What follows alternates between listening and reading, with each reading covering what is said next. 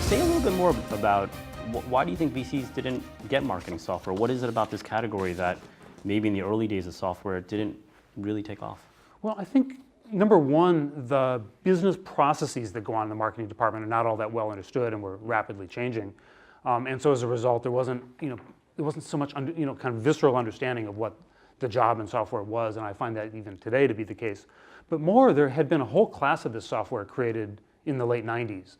Annuncio, Rubrik, Market First, Market Switch, the list goes on, none of which are with us, none of which were successes, but really we're all in some ways the same idea at core.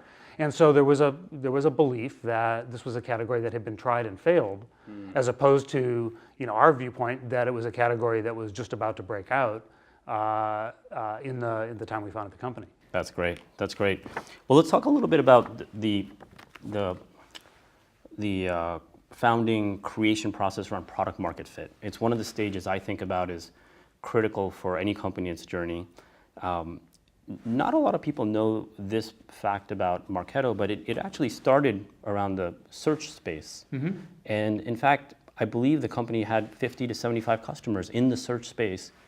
To me, that would normally define product market fit, but you decided, hey, that wasn't the right area to focus. Let's go down this other path. Yeah. Can you talk about that a little bit? Yeah, we knew we wanted to do something in marketing software, broadly speaking. That is to just help people in the marketing department. It was really that open at the beginning, and we started to do a lot of research, and it was really almost a business model that John and I challenged each other with about how do we get really sophisticated software for the marketer in the hands of what we called mere mortals, and I still use that line. People that don't go through a lot of training, people that can adopt software quickly. So the first thing we wanted is something that was fast and easy, and second, something that people would pay money for. And at the time we founded the company, there was a huge discontinuity happening. This Google AdWords thing had popped out of nowhere.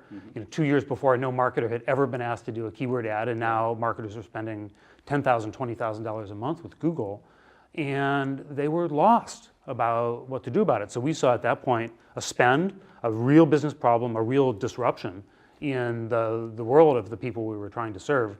So it made really good sense to go after that, both because people would pay for it, because people needed it, and because I think the time to build a company is when there's disruption happening. Interesting. And so talk about why move away from it.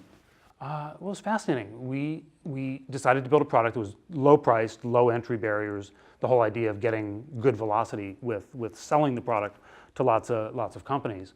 But what we found was, at the time, and I think it's actually true today, it's really, really hard to game Google. Right? Our product was a bid optimization product designed to help companies get more out of their AdWords spend.